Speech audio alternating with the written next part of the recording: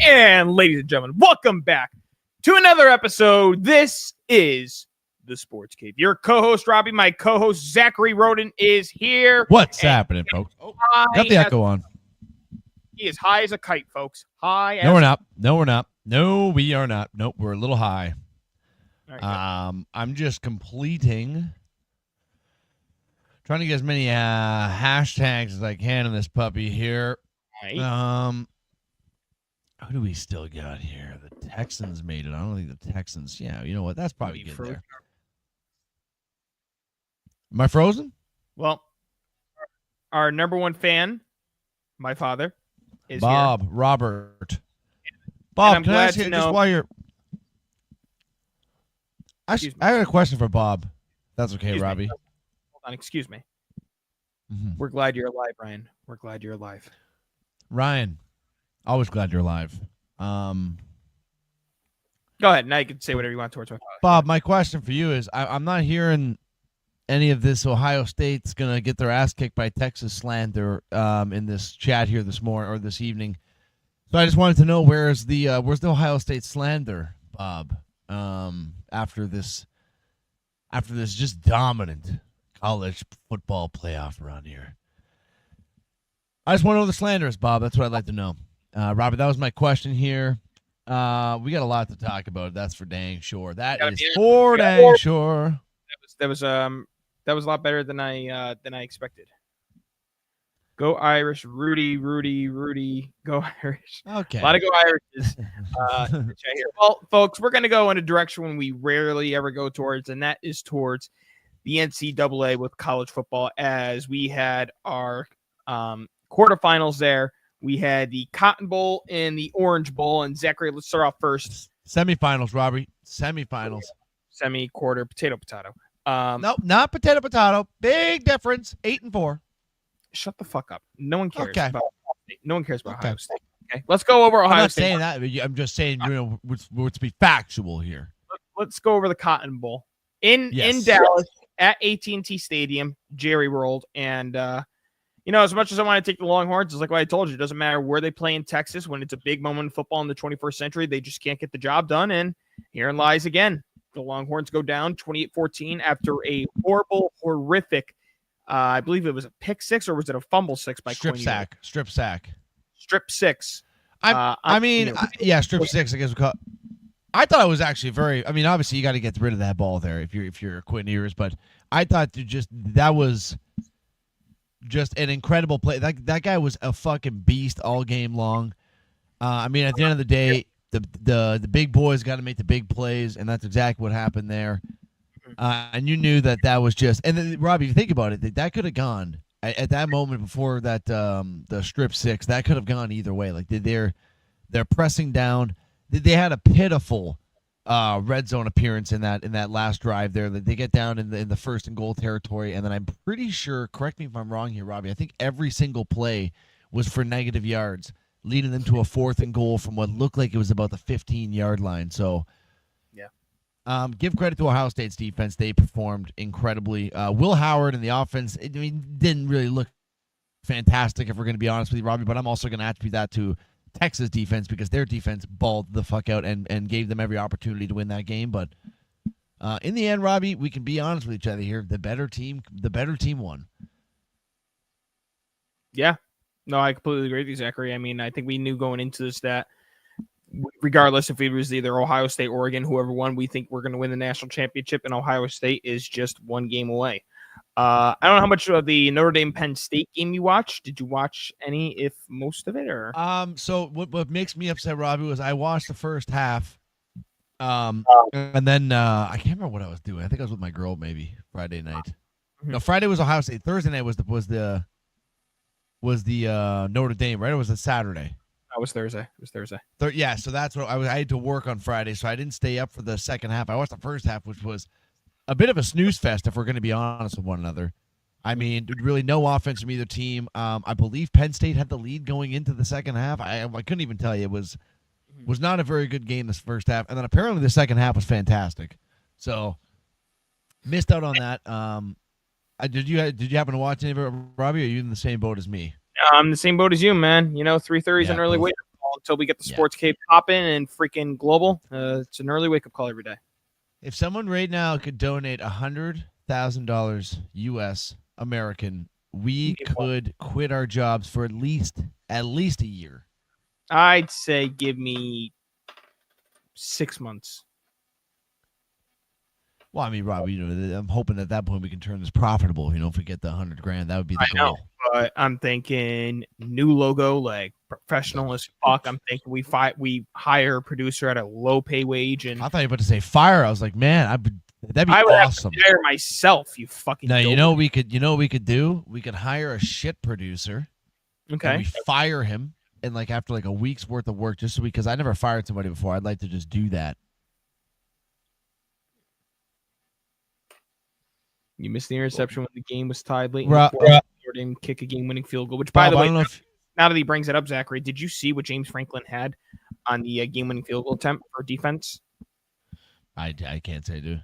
Here you go. Wrong thing. Yep, nice. Can you imagine you do that one of these times and it's just porn? That'd be fucking hilarious. That would be awesome. There it is. He's got 2 guys deep back, basically making sure that there's no fake field goal attempt with 12 seconds left in the cock. Then the clock! Oh, no. Oh, no. Pretty apparent what Robert's got on his mind today, folks. Oh, man. God. Oh, my Bob, God. that's your son, Bob. That's your son. He's got a bulging disc. God damn it. But yeah, Zachary, look at that. 24-24, eh? 12 seconds left.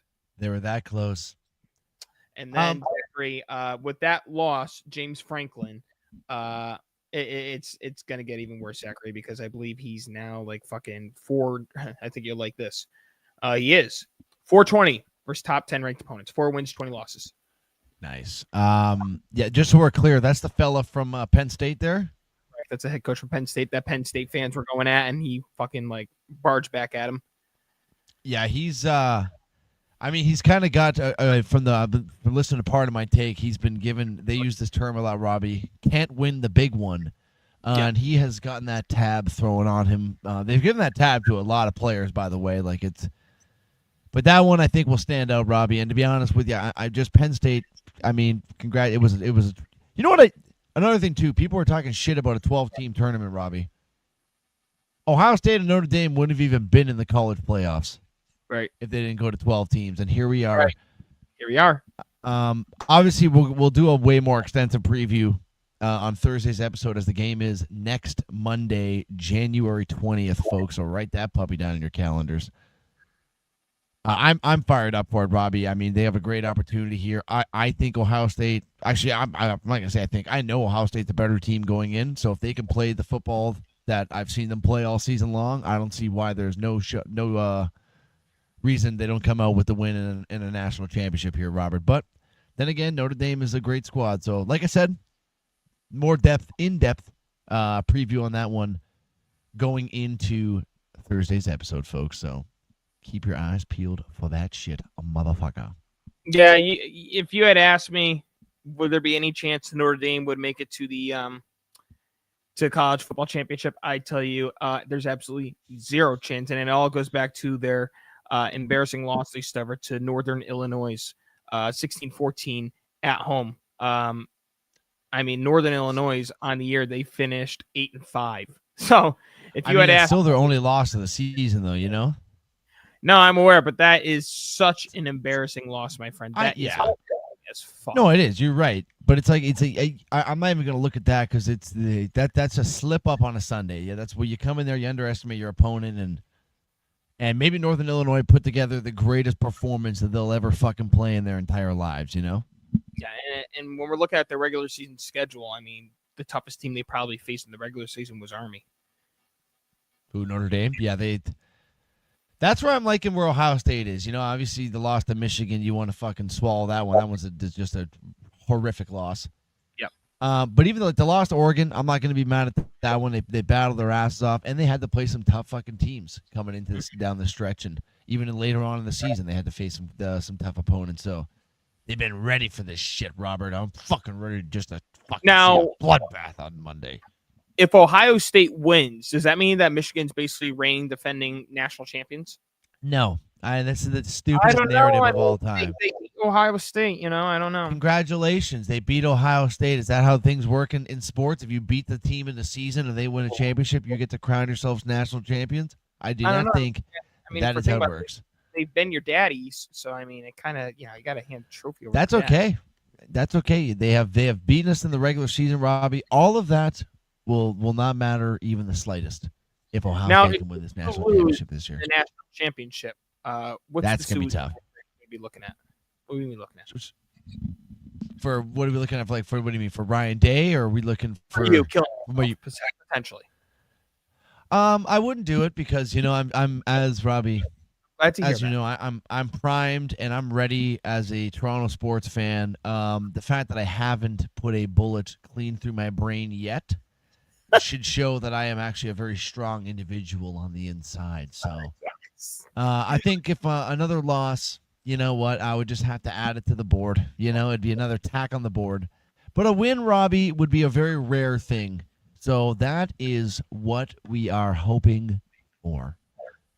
Will it happen? We'll just have to wait and see. But now, will you ejaculate to Ryan Day if you guys win the national championship? No, I will not ejaculate. I will probably have at most a 60 to 70% hard on, but I don't think it'll be enough to make me fully ejac. But now you've won never say never.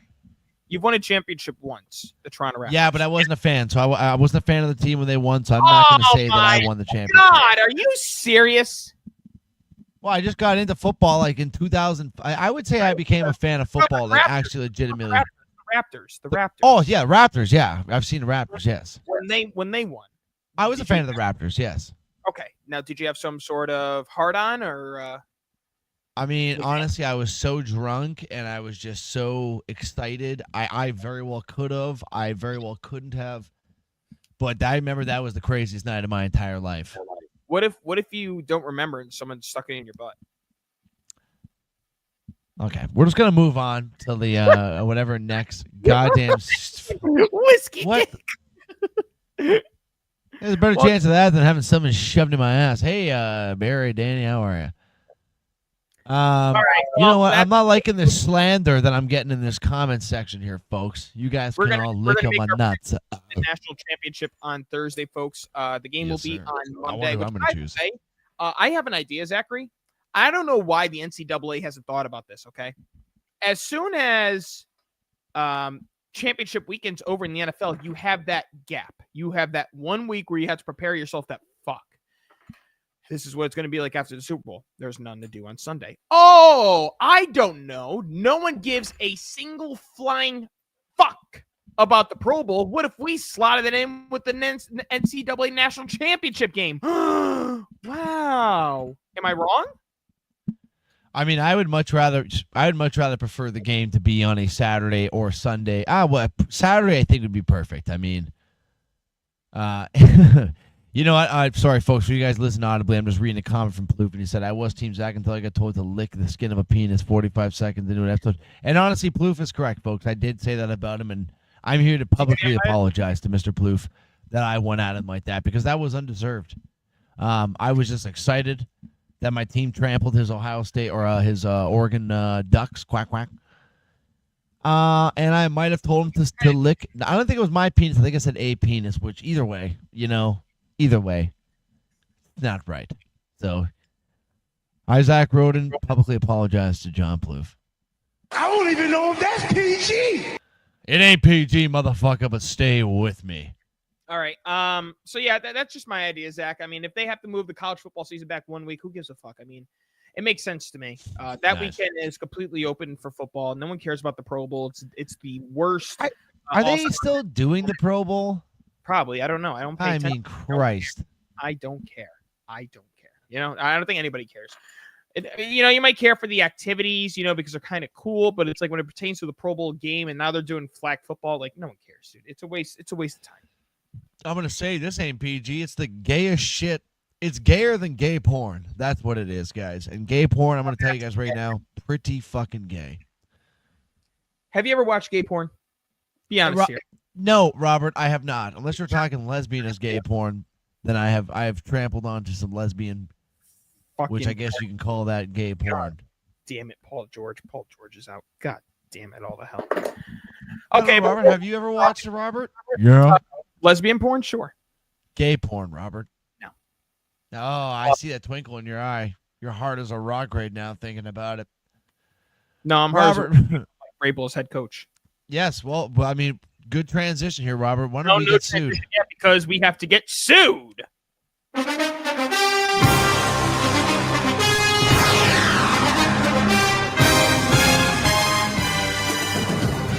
Woo!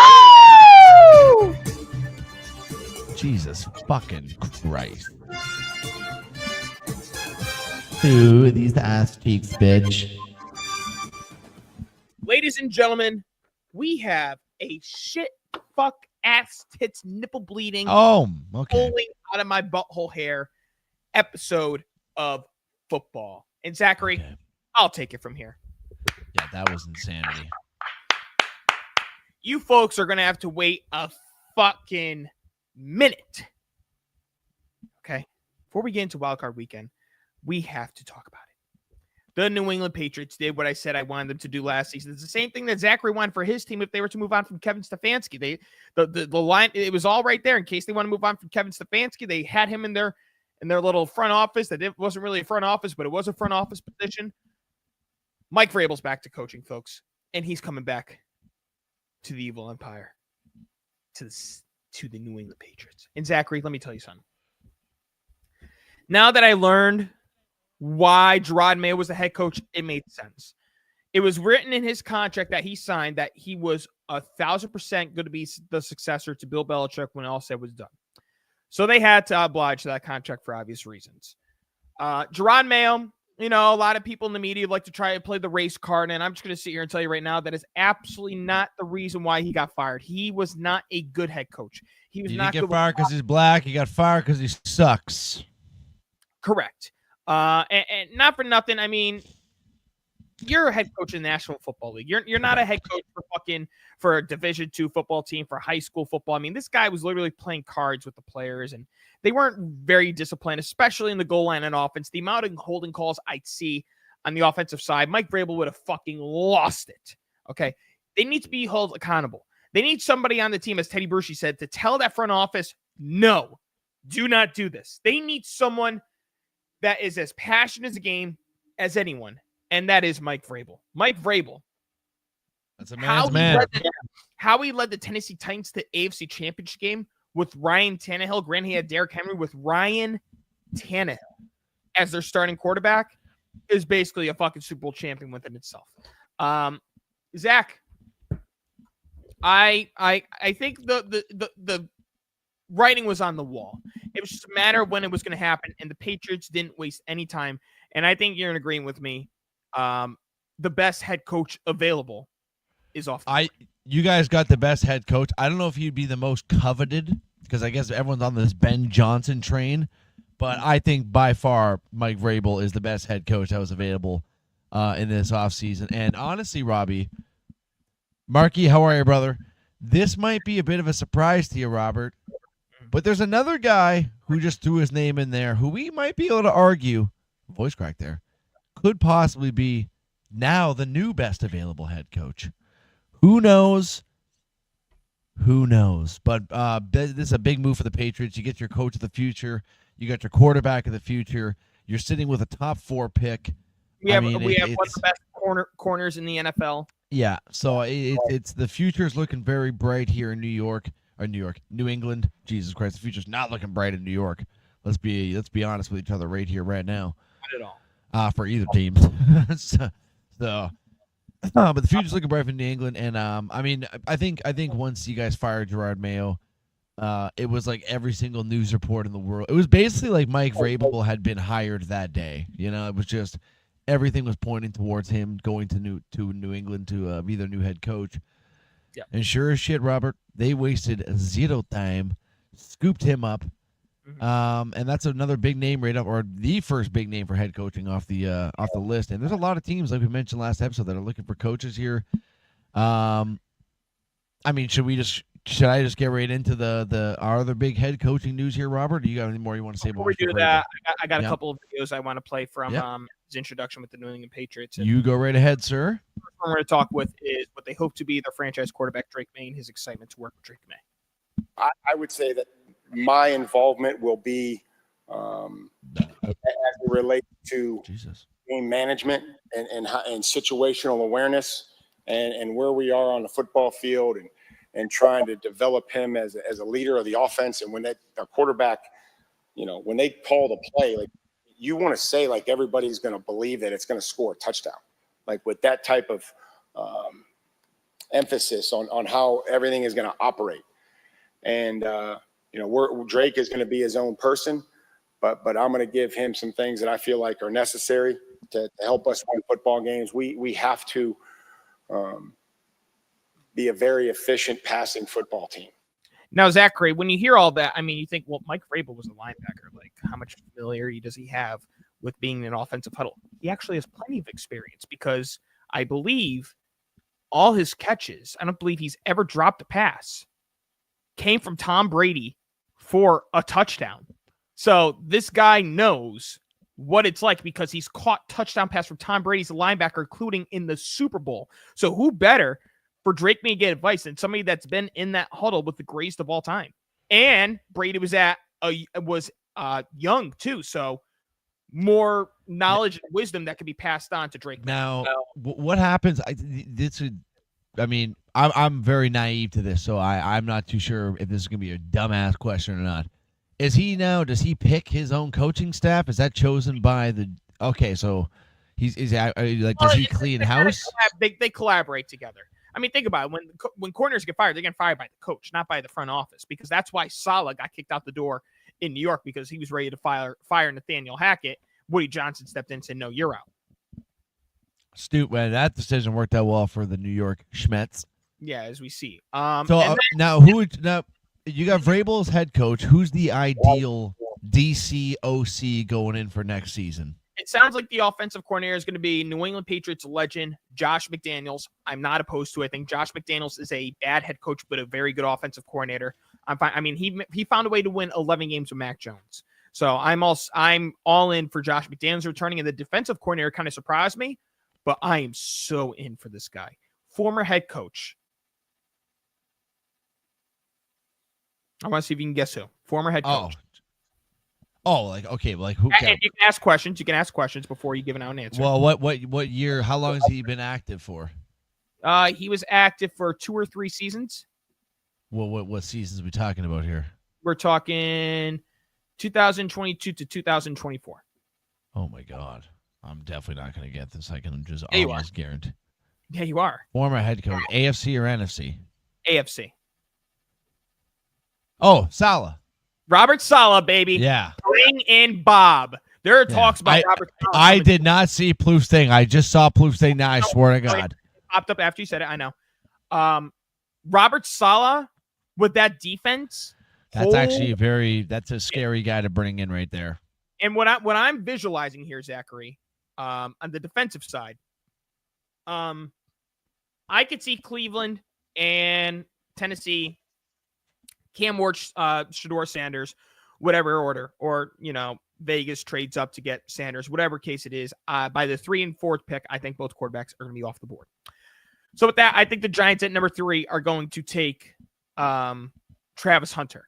So with the number 4 pick, the New England Patriots select Abdul Carter, defensive edge, Penn State. I fucking want that guy, dude. That guy's you're gonna get him for sure. I'm pretty sure. Like I don't see any way you don't get him. If we can get him and bring Matthew Judon back on a cheap contract, because Judon underperformed. He won $20 million by the Patriots, and I give them the benefit of the doubt. They didn't give him the money. He wasn't good in Atlanta. But a lot of times you see a lot of athletes go back to where they're familiar with, and they go back to their old form or some version of it. You have Abdul Carter, Matthew Judon on both sides with Christian Gonzalez on defense. With Kyle Tucker at safety and Jabril Peppers at the safety. That's fucking scary defensively. I mean, it could be a quick turnaround here in New England if all this works out in the favor.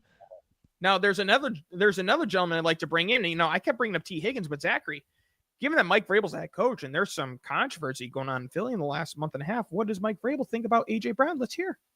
Maybe if you provide free books on the sidelines, you might be able to get a certain wide receiver here. Yeah, we'll see. But was he a big reader back when you guys were together? I think AJ's just trying to find ways to I'm proud of his development, his personal development, and working on himself and working on controlling his and getting back to center. And again, he's a passionate player, and I love him to death, and I have a very, very close relationship with him. Now, as Dad put in the comment section there, it's actually more than 93 million or 91 million, Zachary. They have $133 million to work with this off season. $133 million. I like the defense the way it is right now. You bring in Judon to bring in Abdul Carter, I think you're good. With Christian Barmore possibly back, if he's all done with the blood clots, hopefully for his health's sake more than football, which would be nice. You use the rest of that money. You bring in A.J. Brown. If you have the money to bring in T. Higgins too, that'd be great. get some offensive linemen, dude, we're looking at a pretty damn good. And this is the year to do it because the Jets are going downhill. We don't know what's going on with Miami and how much longer that they're going to be second to the Bills.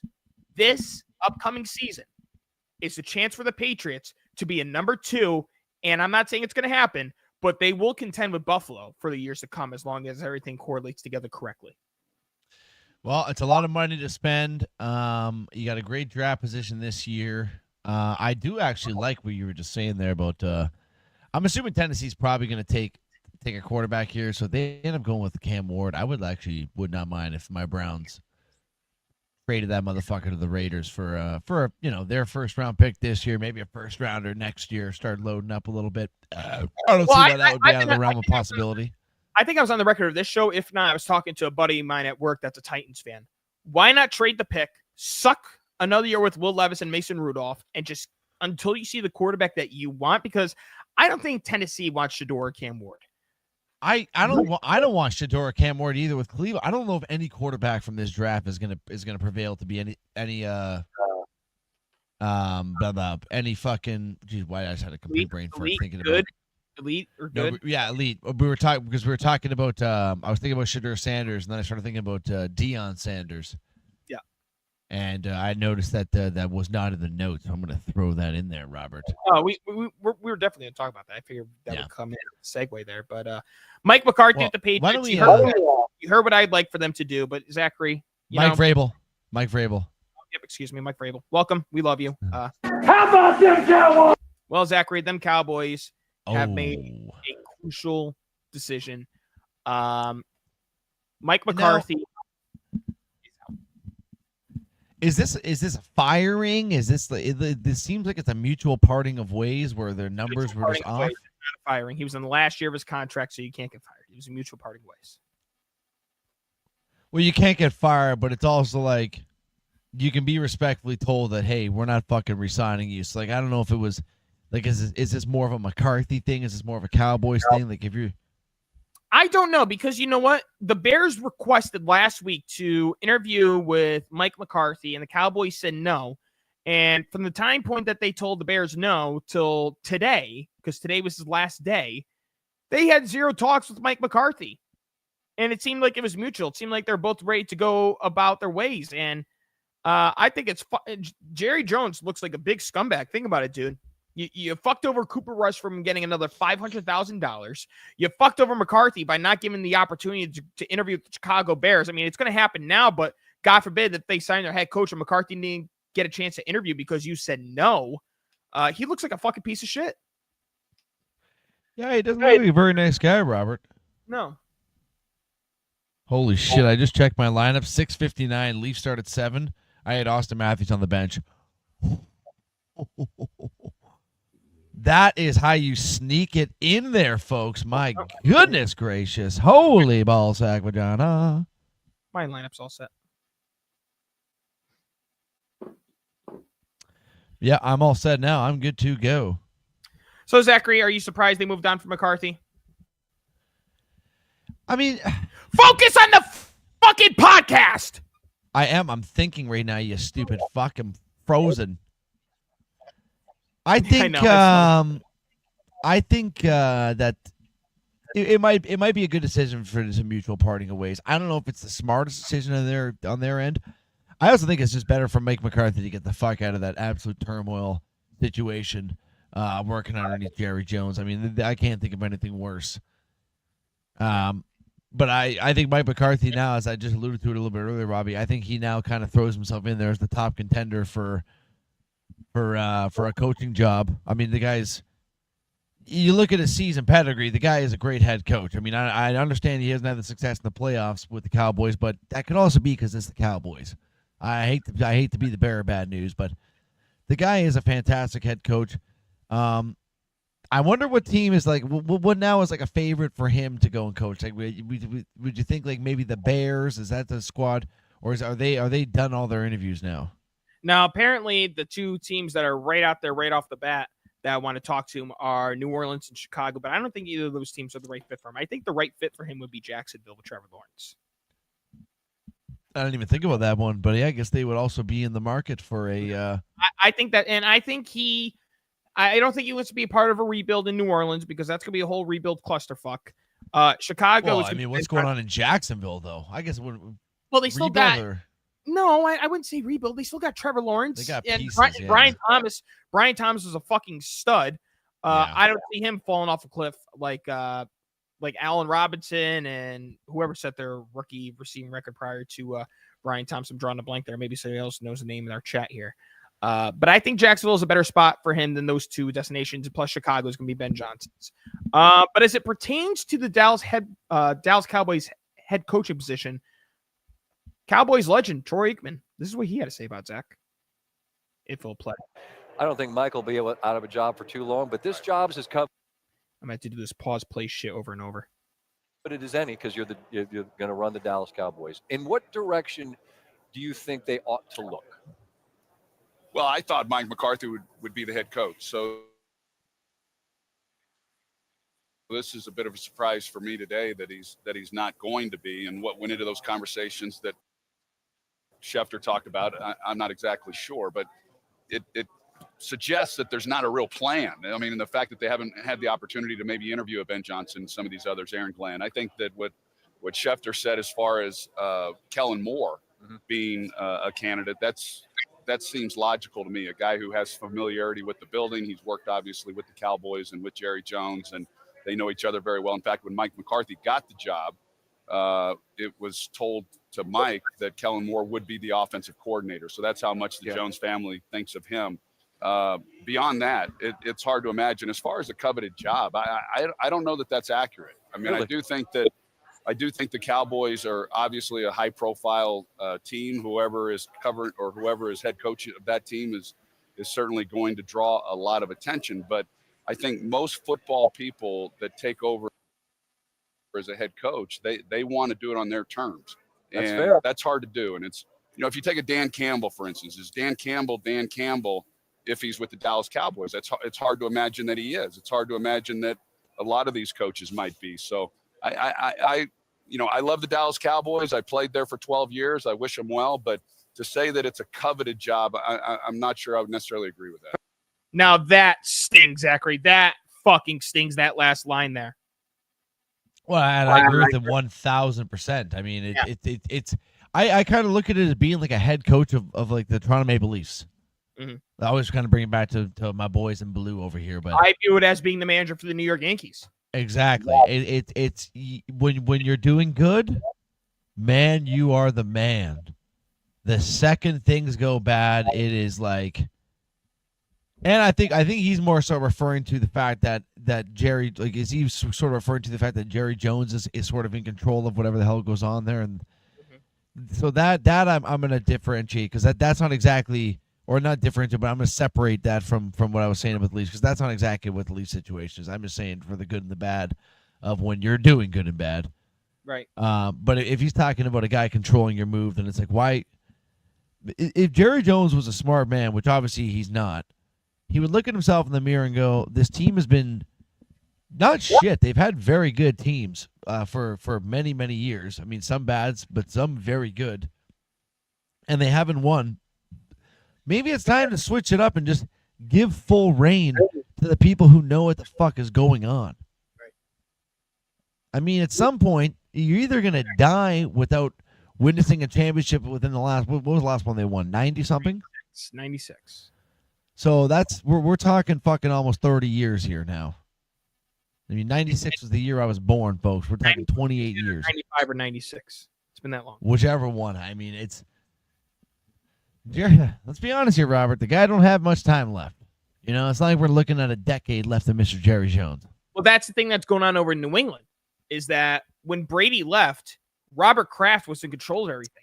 Bill Belichick was opposed to drafting Mac Jones. Everybody's like, oh, Bill loves this because, him and Nick Saban are boys, blah, blah.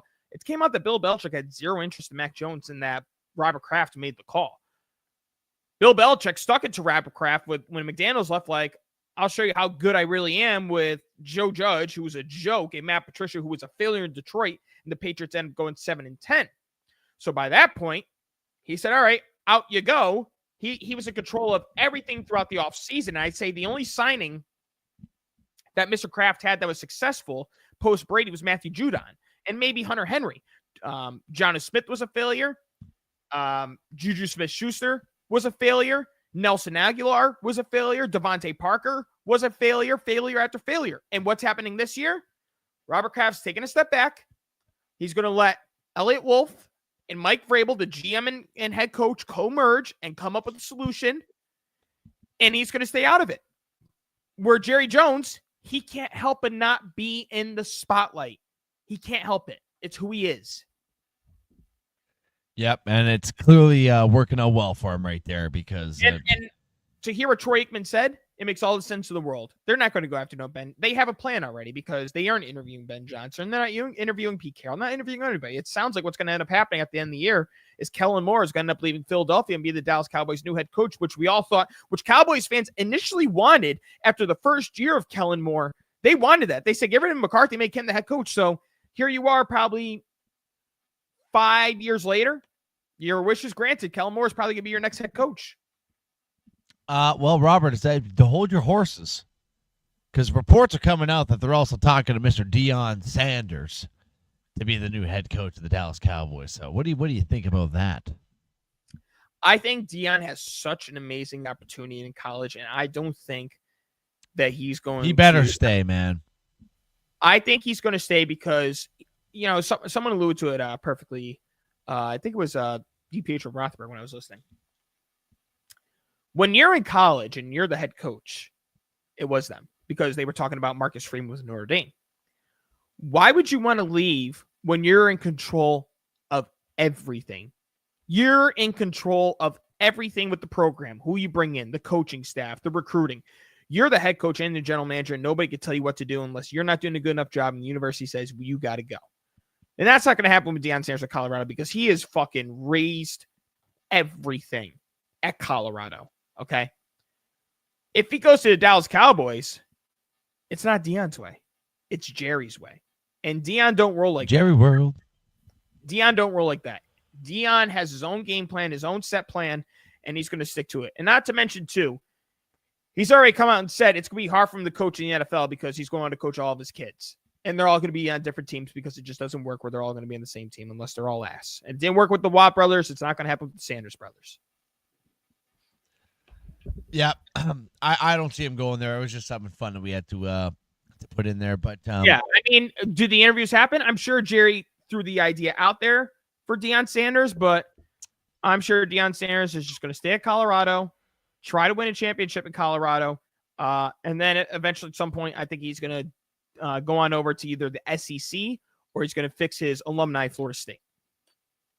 We'll have to wait and see, Rob. But if we're staying on the topic of head coaches before we start breaking down the Super Wildcard weekend, Mike Tomlin, the Steelers, Robbie, obviously a little foreshadowing here, folks. They lost.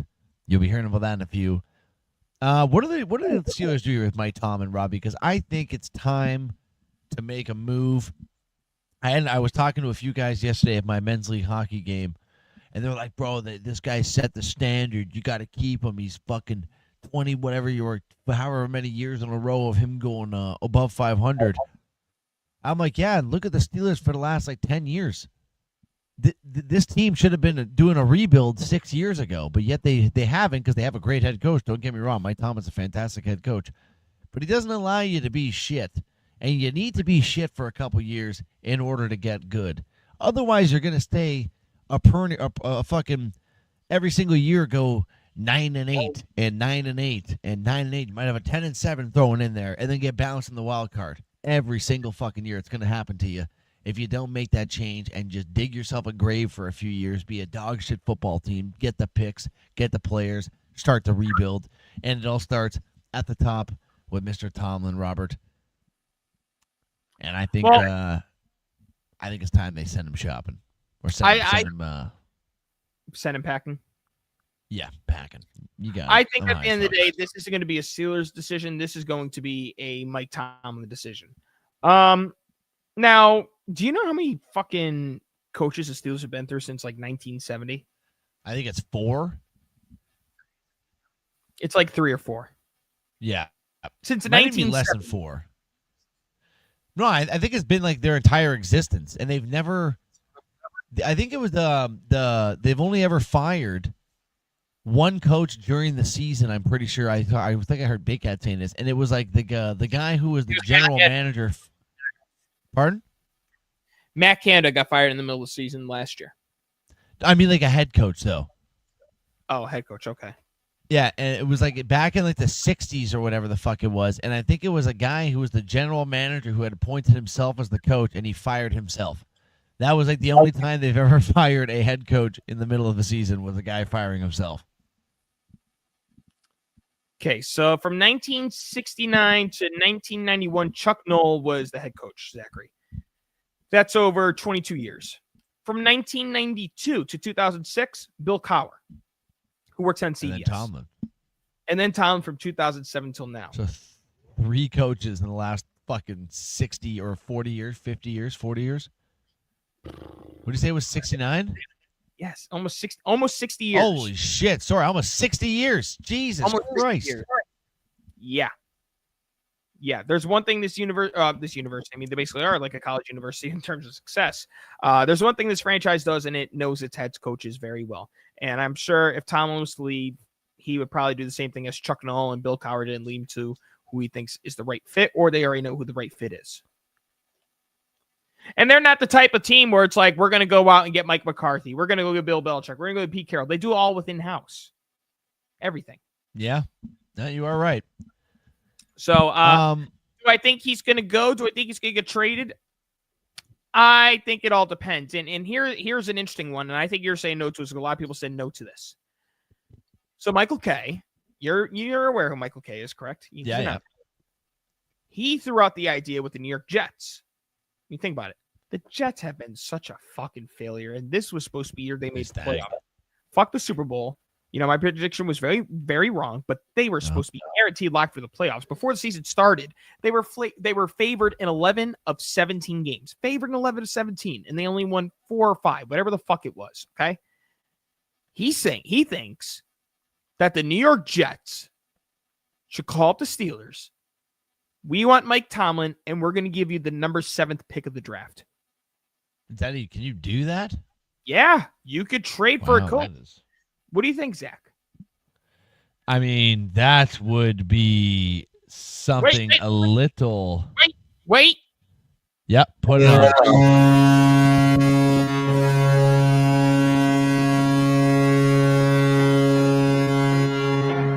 We got a Toronto Maple Leafs goal, scored by your captain, Austin Matthews.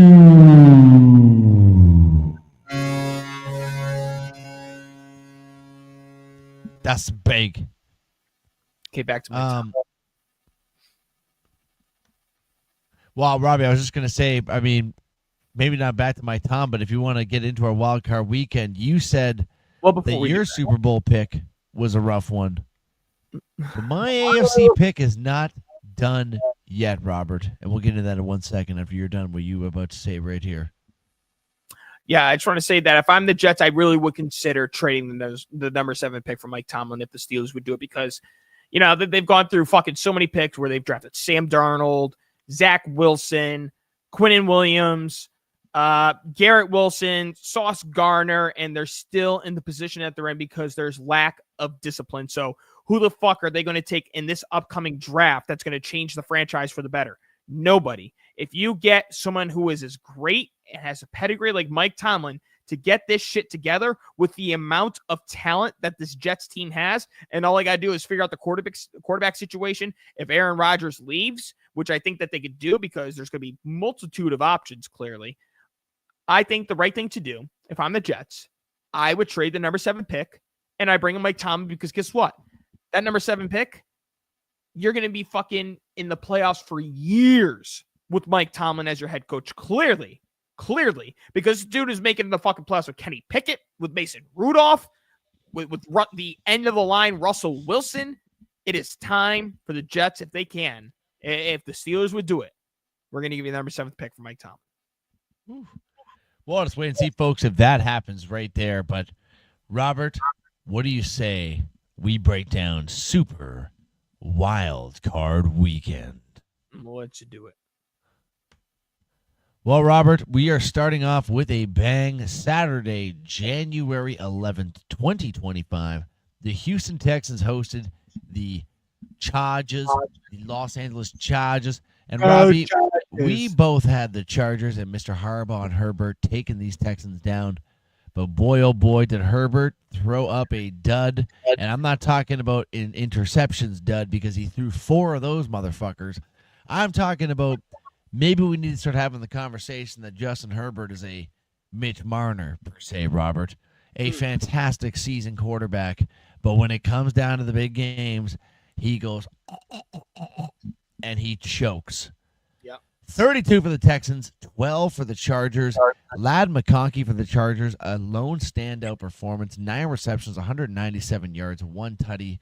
Great game for him. C.J. Stroud had a great one. Joe Mixon, great game for the Texans. Robert, in the end, the Texans get the job done. I mean, it's horrible first half of football for the Texans. The fact they came out with a lead in that first half is absolutely ridiculous, and then they just came alive in the second half and just really took it to this Chargers team here, Robert. Yeah, Ladd McConkey had, like you said, 197 receiving yards. That was 197 of the 242 thrown by Herbert. Quentin Johnson, 5 targets, 0 receptions. Justin Herbert had 3 interceptions for the regular season. He had 4 in that one game. He had a QBR of 13. Like you said, the game was sloppy to start off. The Texans really didn't look that impressive, but the Chargers, I mean, they just what do you think's worse, this performance by Herbert or blowing the ginormous lead to the Jacksonville Jaguars? It has to be the Jacksonville one, just for the gigantic lead blow. But I mean, this was as bad as that one was. This was a close second. I mean, to put up that, you cannot have 4 fucking interceptions in a play. That is ridiculous, man. Especially being a guy of his caliber, Rob. This guy's a fucking butt. He's an unreal football player. Yeah, and it just talent. And it just looked like he just completely said, I'm not too sure about today. Yeah. You know what? I am surprised by their philosophy too, because you know what? Throughout the whole game, or just the whole game in general, Zach, I mean, what's been the strongest side of the ball for their offense this season? The strongest? What do you mean? Like for the? I think it'd be the. Oh, I guess it would be Herbert. No, they're right. J.K. Dobbins was the focal point of their offense. He only got 9 carries. He got 9, and Gus Edwards got 7. I mean, that's how you're winning the game. Dobbins' ability to run the football. Not because especially too, once you're getting a fucking 4 interception performance or even a 2 interception performance, whatever time it was. Like, they weren't even running the ball. They weren't even running the ball enough in the first half when it was close. Oh, and now they're going to be. They just booked their flight to Cancun, Robert. Yes, they did. And then there are reports that Khalil Mack is going to sit down with his family and come to a decision. And Zachary, if Khalil Mack is to retire, one of the all-time greats. I mean, his time with the Oakland Raiders at the time and the Chicago Bears. I mean, Khalil Mack. There's the video with him literally fucking throwing offensive lineman 330 pounds, flipping him over with one arm like it was nothing, Zach. Khalil Mack, I hope that he does one more year, and I hope he goes to a team that could really utilize him in a Super Bowl contender. I hope. I think I can't see it being the last of him, and I agree with you. I hope he goes somewhere that he gets a chance to compete. But, I mean, Robbie, kind of a surprising one for the Texans here, and they are now moving on to play the Kansas City Chiefs.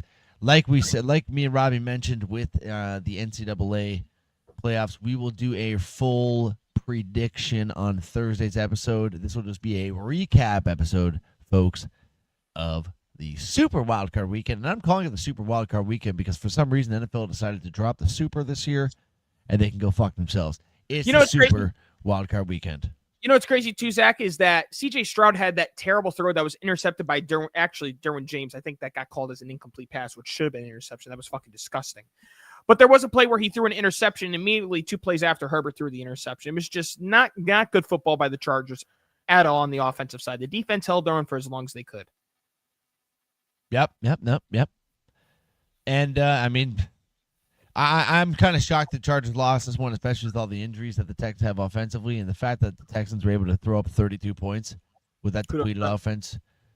Good on them, Robbie. But what do you say we move Before on you move on to the the next game, Yeah. there was news that came out about 5 hours ago, and the Texans have waived Deontay Johnson. Yes. I mean, understandable, Robbie. I think they picked him up for this playoff run, and obviously it did not work out as they are. Oh, sorry. My apologies. They waived Deontay Johnson, eh? Yeah. I don't know why I was reading that from the Chargers' perspective there. No. They waived Deontay Johnson today, and a lot of people think it has to do with. Go ahead. Is this something to do with him now? Like, is he just a bad guy? Well, apparently, he was like a fucking piece of shit in the locker room after a victory. Everyone's celebrating. He's just being a piece of shit. Let's see. Let me see if I could find the situation here. According to multiple reports, Deontay Johnson was visibly upset / dejected in the Texans locker room due to lack of playing time / targets after Houston's wildcard win. Teammates tried to calm him down in the middle of celebrating the victory, and they kicked him to the curb. Well, this guy sounds like a fucking real idiot, to be honest with you. I mean, he's sounds on like to what, his third team this year, I think? Third team this year? Fourth team in 2 years. Steelers, Panthers, Ravens, Texans. So this year, though, I think it was 3 teams, wasn't it? Panthers, Ravens, Texans. I mean, yeah. From the time, the Panthers, everything was going well in Carolina. They got a draft pick in return. It all went to shit in Baltimore. We were thinking maybe it's the inner Steeler in him. He didn't want to be Baltimore because Steeler Nation. But then you hear this shit in Houston. It's like, yeah, there's something wrong with this asshole. Yeah, maybe this guy's just a piece of garbage. Yeah, I think so. I think that is the case. But and D'Amico Ryans and the front office made the right decision because. You won the game. You should be excited. Doesn't matter what your fucking stat line looks like. You won the game. You're a team. There's no I in team. And in this case with Deontay Johnson, there's no ME for you because you ain't in that fucking tier of wide receiver. So go fuck yourself. It happens on Saturday. Also, or Sunday. the guy just joined, did he not? Did he not just join them like fucking 2 weeks ago? Yeah. What do you expect to get fucking 13 touches? Fucking idiot. Only he knows, and I don't really want to know what the fuck he thinks. Well, Robbie, we mentioned this man's name beforehand, and we mentioned this team beforehand, so everyone already knows. And you probably knew before we mentioned it regardless, but the Pittsburgh Steelers and Mike Tomlin are heading to Cancun as well. Baltimore Ravens at home give them a 28-14. Bit of a beatdown here. All 14 points for the Steelers coming in that third quarter. Baltimore did exactly what we thought they were going to do. They just handed them. With that late score by the Steelers, late score in the third quarter, I should say. The fourth quarter was just Baltimore trying to run the clock out. This was basically a 28-7 game. The Steelers got that last touchdown. The 28-14 even seems like it's. I know that's still a 14-point victory, but even that seems too close for what I was watching out there. The Steelers stood no chance, Robert. Absolutely zero chance. No, I agree. And once again, they got shut out in the first half. They got shut out 21-0. They outscored them in the second half 14-7, but it was too late, too little at that point. Russell Wilson, the stat line isn't bad. 20 of 29, 270 yards, 2 touchdowns. The QBR wasn't as good as Lamar's. Lamar played Dallas scored, God damn it. They weren't able to run the ball at all with Pittsburgh, whereas they had no problems with Baltimore. As Derrick Henry had 26 carries for 186 yards. Lamar carried 15 times for 81. The Steelers, it's just outdated, man. It really is outdated at their term of offense, and they've got to find a way to adjust because this philosophy is only good for so far into the season. Once they get towards the end is when it all falls apart. And by the way, Josh, I'll be looking forward to seeing you next Friday with my fucking $100 for your stupid bet. And Zach, you did call him a return. That wasn't very nice. Josh, you're a retard for making that bet. I just doubled down on it. Robert, I don't really have much more to say about this game, but this one went exactly the way I thought it was going to go. Now, I thought the Steelers would still be able to cover the 9.5, but it didn't happen. No, so if you bet the Steelers on now, the if you really think about the Steelers' success this year wasn't even their offense or defense. You know what it really was? Chris Boswell, their fucking kicker. Well, that guy was putting balls through the uprights, baby. That's a guarantee right there. It was. It sure as hell was. All right, Zachary, next game. Well, Robbie, the Ravens move on, and who will they be playing in this next round? Well, let's find out here, Robbie. First game on Sunday, January 12th, 2025. The Buffalo Bills hosted the Denver Broncos. Broncos get up to a 7-0 lead, and everyone's like, oh my God, what's going to happen here? Well, what's going to happen here is the Buffalo Bills are going to put up 31 straight points, Robert, and beat the Broncos 31-7. Great game from Josh Allen. James Cook was an absolute beast. And that is who the Ravens will be playing next week. Robbie, Buffalo Bills, Baltimore Ravens. What a game that's going to be. We will talk about that more so on Thursday. But Bills taking it to the Broncos. I mean, maybe not expecting this much of a beatdown, but pretty much what we were expecting here, Robert, I'd say. Yeah, and not to mention, too, dude, we can analyze the whole game, but what we should really talk about is that catch by Ty Johnson for the touchdown. Did you happen to see this catch? I probably did not, to be honest with you. Oh, Zachary, watch this catch for the touchdown by Ty. It's fucking unbelievable. So, Josh Allen was scrambling and I'm going to give you the full play first, and then I'm going to give you the zoomy. Okay, so let me find the full play first. Zoomy. Here's Josh Allen snapping the football. 180, what's up? Big play here. Trying to go up top for it. He wants to run for it, Jim. He wants to just go get it with his legs. He's trying to find It wasn't there, so now he's got to throw it deep to the end zone. And was that caught? Yes! Tied. Oh, I did see this. I'm an idiot. I did see that. Now, in case our folks that are here didn't see it, here's the Ty Johnson's touchdown. This is unbelievable. Oh my goodness. That's close about that foot touching, and look at this. How he was able to keep a hand underneath the ball. Wow. I mean, sleek is the only word I can use to describe that. Look at that. Good on him, too, for kicking his feet up like that. That's a smart move right there. The awareness was definitely there. Now, Zach, you look at this matchup between Buffalo and Baltimore. It's a battle of the MVPs. And the one thing I think stands out to everybody is the running game. And let me tell you something. It's pretty fair. Josh Allen, Lamar, I'm going to say is pretty fair between the two with the way that they could run the football. And Josh Allen, to me, is the better passing quarterback.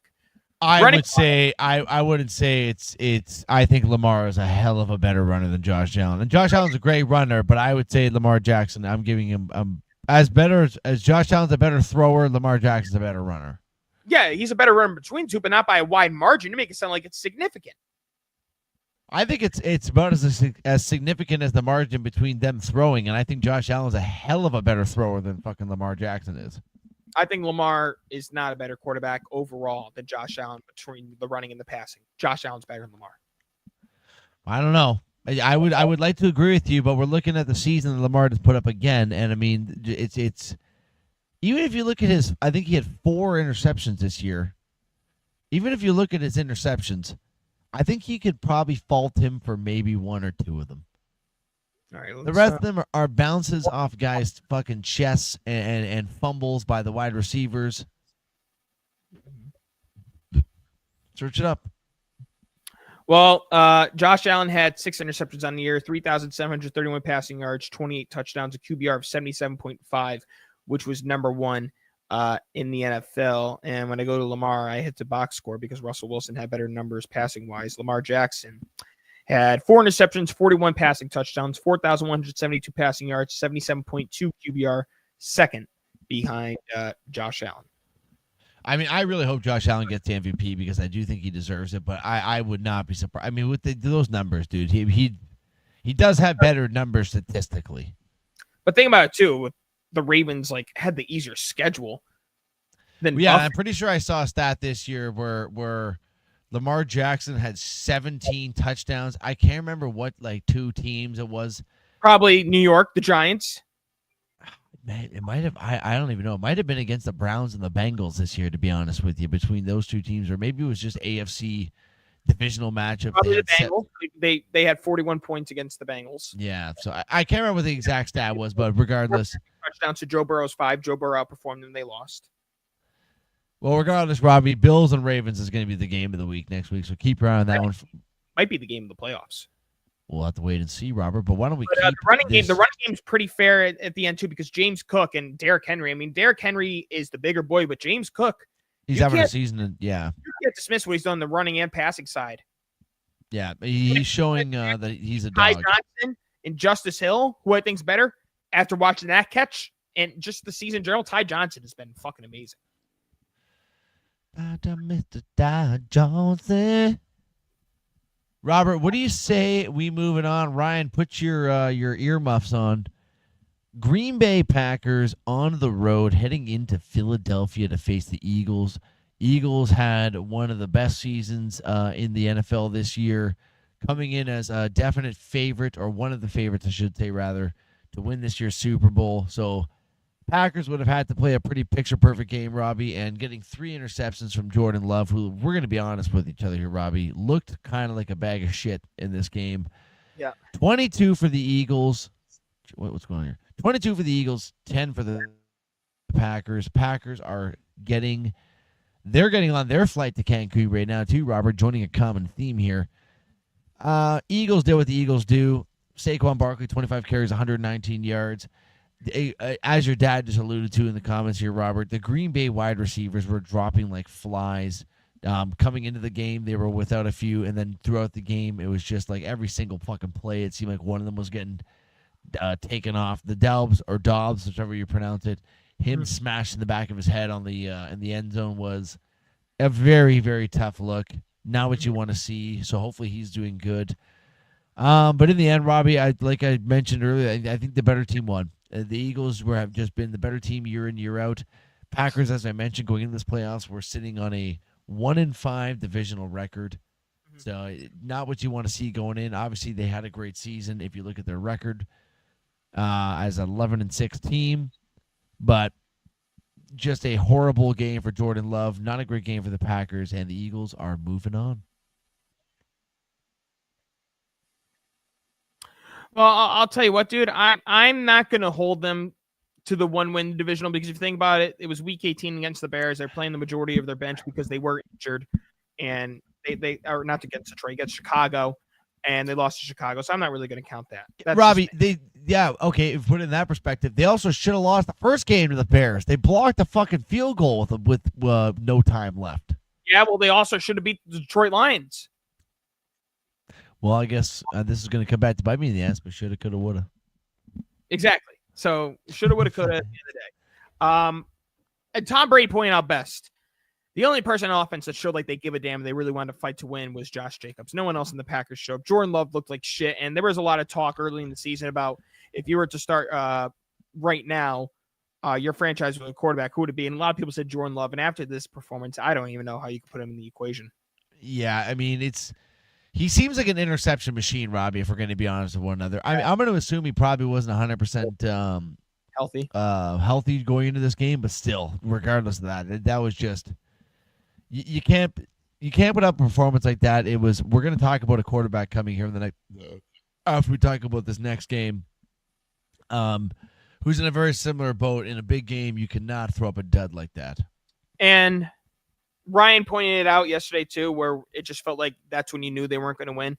Brandon McManus, who had been money all season long from 41 yards, misses the field goal. And I think right there you knew, like, this is not going to go well. Shout out to the Eagles for what they did, though, because there was a Green Bay Packer.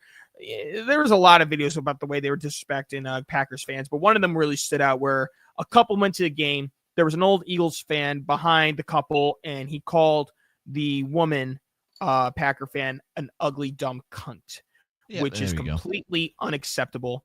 Well, and the Eagles have from any future games. Yeah, and also rightfully so.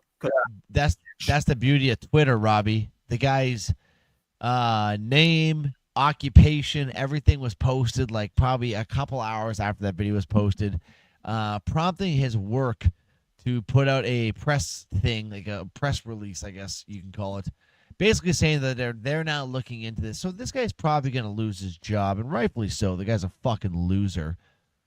Reminds me of those 3 old geriatric fucks that were trying to fuck with me and my girl at the Team Canada World Junior game, but I digress.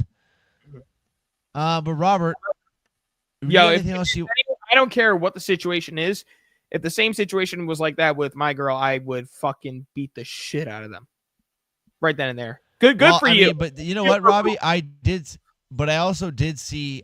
So I watched that video on Twitter today, and it was from the boyfriend's perspective, saying that I can't believe that my girlfriend was treated like this. And everyone's like, "Well, why don't you beat the shit out of that guy?" And I'm with the guy when he's responding. He's like, I'm looking at this drunk Philadelphia fan who's there with like his two fucking brothers who are equally as drunk and another buddy. The guy tries to jump in. He's going to start getting pummeled by those guys. And then let's be honest here, Robbie. We've said it many times in the show. Philadelphia, especially Philadelphia Eagles fans, are the worst human beings on planet Earth. They had a special place ready for them in hell the second they came out of their mom's vaginas as little children. So basically what probably would happen is this guy goes to fight. He's getting jumped by the four guys, and then a bunch of other Philadelphia Eagles fans probably jump in, and fucking this guy ends up probably dead. So I think he made the smart decision. And be honest with you, Robbie, now this guy is definitely regretting his decisions to try to fuck with this guy last night, because he's probably going to lose his job and his life is essentially over for the next little bit because he called a girl a dumb cunt at a Philadelphia Eagles game for wearing Packers gear. I saw another thing where two Packers fans bought their tickets and Eagles fans sat in their seats and they had to stand for the entirety of the game. Okay, that's actually kind of hilarious. It's so fucked up, though, man. It's so. That's actually kind of funny. That's also like you're such a bitch if you let somebody do that to you. That is bad. Rob, let's keep going with these games. No, you see, this is why I always interrupt you, because you're ready to move on until like we're at a mutual agreement here. What do you got to say then, sir? AJ Brown, we saw how frustrated he was on the sideline. He finished the game with one catch for 10 yards. What does he do to calm himself down, Zachary? He reads a book. It's called The Inner Excellence. The book AJ Brown reading on the sideline yesterday called Inner Excellence moved from 523,497th on Amazon's list to, could you guess what number now? First. Number one, baby. AJ Brown is making books go from fucking 500 fucking thousands to number one. Jim Murphy, you better fucking suck the fucking knob off of AJ Brown, because he just brought you make books great again. And AJ Brown might have done Inner that. Excellence. Wow, No, Jim Murphy just got a payday. For one last time for our good friend Ryan, because he was the only one left of the sports cave, because we have myself, we have you, we have Dad, we have Plouf, we have Matty D, we have Steve. Rudy doesn't tune in a lot, so I'm not going to count Rudy. He doesn't tune in a lot. Yeah. He comes in when it's convenient for him, Yep. And Kevin, we haven't heard from Kevin in over a fucking year. He was talking about how he loved my fucking big ass arms, and then he isn't here anymore. So fuck you, Kevin. So for the real of the real, Ryan, this is for you, buddy. Go, Pack, go! Go, Pack, go! Go, Pack, go! Sorry, Ryan. Yeah, it's a tough one, Ryan. But we shall move on, Robbie. Are we in agreement that if the Cowboys are the last team remaining, we root for any team that plays the Cowboys? 100%. Okay, yeah. So, Dad, Joey, you got nothing. We will never root for the You guys Cowboys. are fucked. Sorry, boys. Washington Commanders, Robbie, on the road, heading into Tampa Bay to play Baker Mayfield and the Buccaneers. I believe you picked the Commanders, or do we both have the Bucs in this one? We both had the Bucs. I love how he goes after you instead of me too. Yeah, Fuck no. you. What a loser. We both had the Bucs, and we both were wrong, Robbie. Jaden Daniels putting on a great performance, especially for a rookie in his first ever playoff start. 23 for the Commanders, 20 off of a doink with no time left in the fourth quarter. A doink field goal gets the win for the Commanders. Jaden Daniels, 268 yards throwing, 2 tutties. Bucky Irving with another decent game, 17 carries for 77 yards, Mike Evans doing Mike Evans thing, 7 receptions, 92 yards, and a touchdown. Just an all-in-all great performance for the Commanders. Tampa Bay was right there, though, Robert. They had some players showing up, as I just said, Bucky Irving and Mike Evans. But at the end of the day, Jaden Daniels and this young Washington Commanders team gets the job. Well, maybe not a young team, but young quarterback ran team gets the job done. Well, Zachary, before we go into the breakdown of the game, I want to play this video of Todd Bowles, if you wouldn't mind. The head coach. Robbie, 100%. While you're doing this, you guys are going to make fun of me. I got to go take a piss. BRB, I've had about 3 beers. My bad. Well, unfortunately, maybe Zach's seen this clip. Maybe he hasn't seen this clip. But I'm going to play for the folks at home. He's got like 15 seconds. So here's Todd Bowles on how he was trying to stop Jaden Daniels, I believe. And on defense, how do you limit Jaden Daniels? Got to get him in long third and longer yardage. Got to win first down. He keeps getting out of the pocket to his left, to our left, his left. I mean, our left, his right, and we got to cut that down. Thanks. I mean, the guy is trying to talk about how he. And Zach, I'm going to mute him because there's an echo. His things are way too close. Todd Bowles is not a good coach. Honestly, I think this Tampa Bay Buccaneers team, had they had a comparable head coach, even with losing Chris Godwin, I think would have found a way to win 12 games.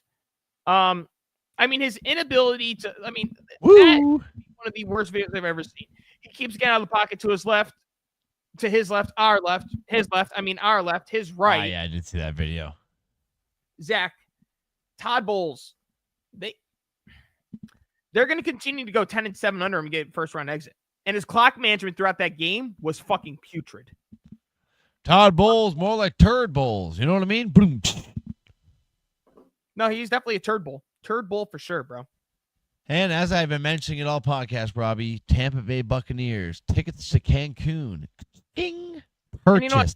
I was saying, if they brought in a better coach than Todd Bowles, they would have won 12 games this year, even with the injuries. God damn. Hey, you know what we forgot to mention, too, with the Packers? They're going to be without a player next year because he's basically written off his sayonara. Jair Alexander is going to be out in Green Bay. They're going to lose their star corner. That's going to be a very, very tough loss for them. But Rob, we should mention, Commanders, great win. Celebrate it while you can. You got a very tough test coming into next week against the Detroit Lions in Detroit. So get all your game planning in because, like I said, your backs are against the wall here. For sure. Now, Robert, you might...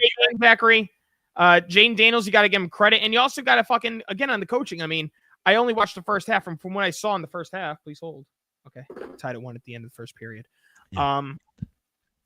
From what I saw is he dropped back, three step, and he immediately escaped the pocket and go over 5-6 yards because he knew they'd be covered, but there was the open gap there, which could give him 5 to 6 rushing yards for Jaden Daniels. And they get the first down consistently.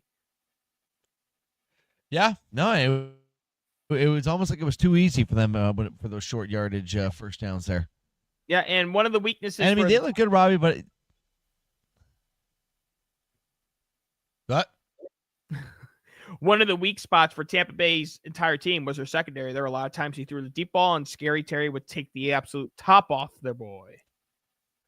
And we didn't get to see the quintessential Lattimore Evans Scrapperoonie Battle Royale, Robert, but... And actually, only the first half, Mike Evans was bending Lattimore over and just butt fucking him. But obviously, it got a little bit closer, Robbie. But you got anything else you want to say about this game, Robert, or shall we get into the last game? Time to get into the last game.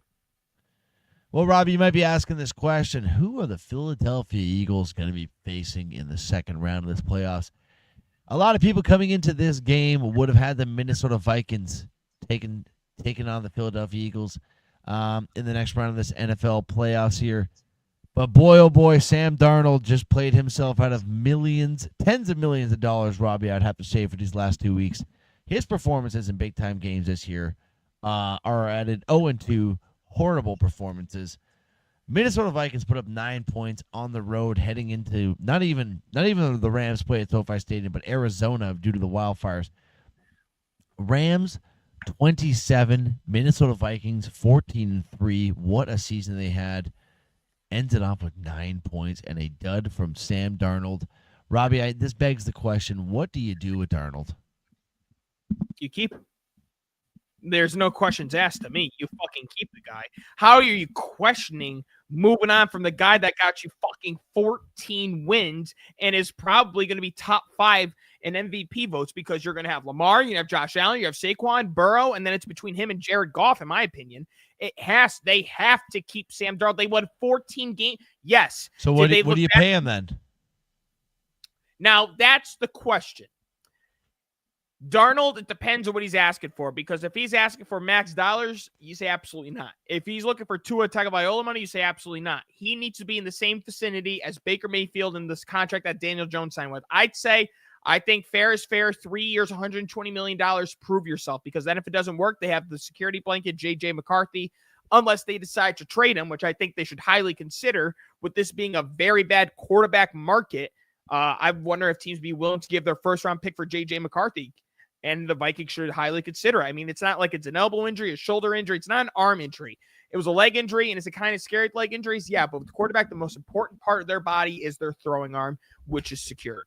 Zach, he won them 14 games, and can you ever think of a quarterback that had a resurgence like what Sam Darnold had on the season? I mean, he did look fantastic this year, Robbie, if we're going to be honest with one another.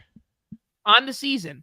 4,319 passing yards, which was 5th in the NFL. 35 passing touchdowns, which was 5th in the NFL. 12 interceptions, tied for 99. So the interceptions were up there, but that's what we expected if he's going to be the starter the whole season long, essentially. But the 35 touchdowns make for it.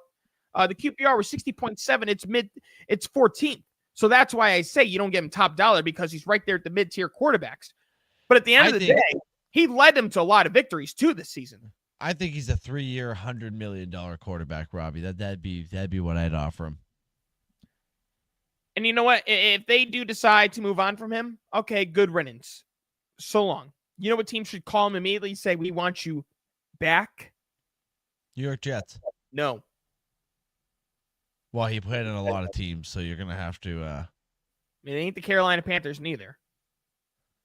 There's one team he never stepped on the field for, but he was the backup.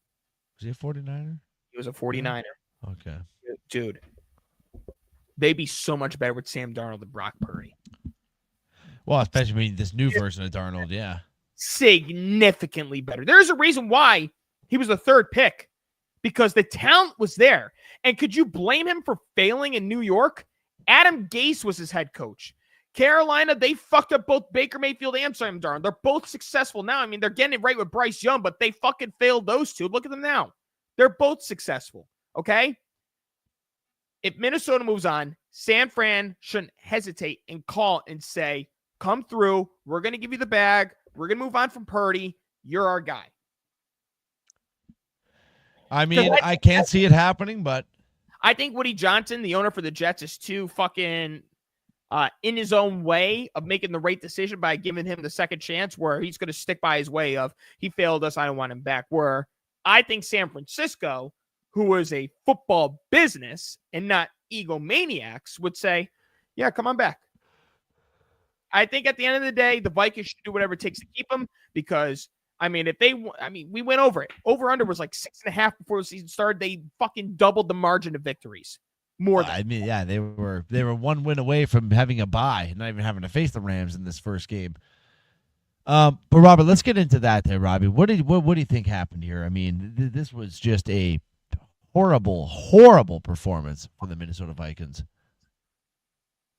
I think it was just everything failed. Coaching, receiving, running, quarterback play, defense, offensive line. I mean, he was sacked 9 times. I just think they weren't prepared, number one. Number two, I also think, I mean, these things do happen, dude. When these natural disasters happen, it's like these home teams have that urgency of like, we got to find a way to have our hometown have some sort of pride and sense of urgency through these dark times. And I think LA, they went above and beyond with all the tragic wildfires going on. Yep. I think they understood the assignment. I think Sean McVay used that as a part of the motivation, and they just beat the shit out of the Vikings because of it. They beat some ass, boy. They beat some ass, boy. It is a realistic thing, dude. It's like when these natural disasters happen, the team from that area, they fucking rally.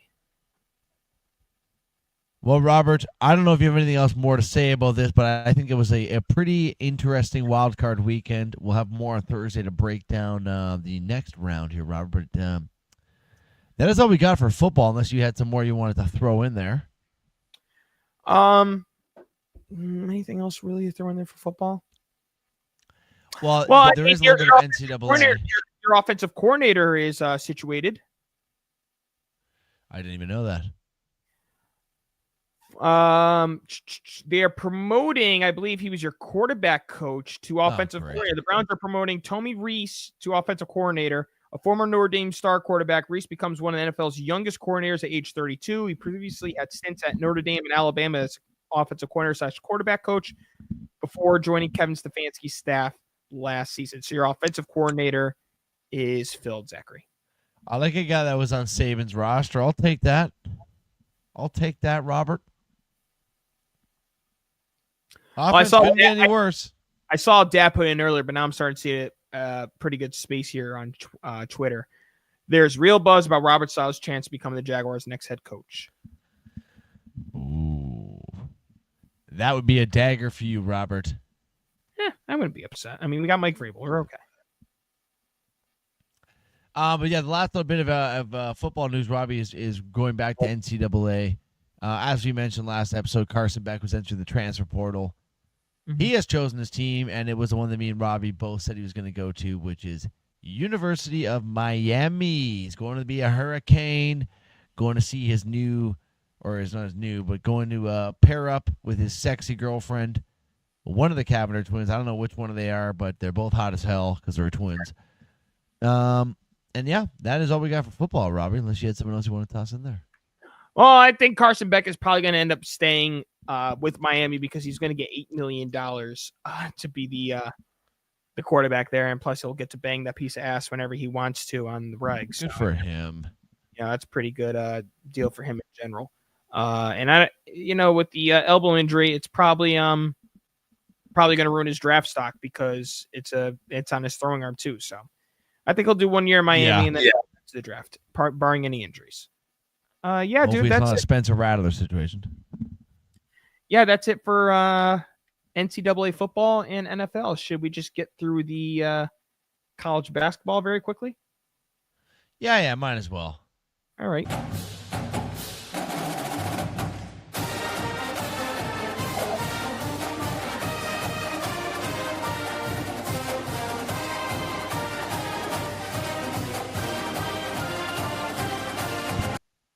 Okay, I'm going to stop right there. Well, Zachary, our UConn Huskies suffered a bad loss, which we went over last Thursday because it happened last Wednesday. We suck. Against the Villanova Wildcats. And because of that, we have dropped in the rankings. We have gone from number 11 to number 15. The updated rankings were 14, rather. We're number 14. So the updated rankings, we were number 9, I guess. Never mind. So we went from 9 to 14. Here we go. Updated rankings. Here we go. Falling out of the rankings, UCLA, West Virginia, and Oklahoma. And from 25 and up, we have Baylor, Wisconsin, Georgia, Utah State, Ole Miss, Michigan jumps up 4 spots. Illinois goes down 6 spots from 13 to 19. Memphis, Purdue, Gonzaga, Mississippi State, UConn dropped down 5 from 9 to 14. Oregon, Michigan State goes from 16 to 12. A&M, and in the top 10, we have Texas A&M, in case nobody knows who A&M is, Texas A&M. In the top 10, we have Houston, Kansas. Kentucky drops down 2 spots. Marquette stays put at number 7. Tennessee suffers their first loss of the season, I believe, so they go from number 1 to number 6. Florida drops up in the top 5 from 8 to 5. Alabama, Duke goes up to number 3. Iowa State, and then Auburn. Well, we got to work it out first, Robert. It's not looking very good for a three-peat at the moment, but all you got to do is get into the dance. Now, there's one team that hasn't been listed in the top 25, I don't think, since the first or second week of college basketball, Zachary, and that is ESPN. Please hold. John Calipari with Arkansas. Yeah, it's not going this Calipari experiment not going Arkansas's way at the moment, Robert. No, and everybody will be like, if you don't understand college basketball, you understand that this guy's team's always built off of freshmen. It's not built off of seniority and veteran leadership. It's built off of freshmen, and there's no buzz going on with the Razorbacks, my friend. None. Absolutely zippo.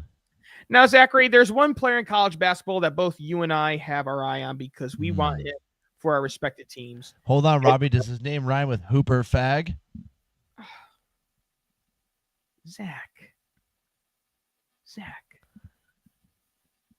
What is wrong with you? Does his name rhyme with Hooper Fag? Sure.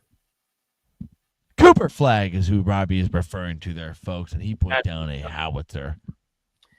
Well, he put up the most points in ACC history by a freshman. He had 42 points on 11-14 from the field, 4 of 6 from 3, 16 of 17 from the line, 42 points, 6 rebounds, and 7 assists against the Notre Dame Fighting Irish. Zachary, what are your thoughts on Cooper Flag? I want him. I need him. I would do anything to get him, Robert. That's my thoughts on him. Over. You would not suck a dick to bring Cooper Flag. I would not suck a penis to bring him in. That's going a little bit above and beyond. But I would probably toe punt like an 8-year-old Chinese kid down a set of stairs if it meant that I could get Cooper Flag to be a Toronto Raptor, Robert.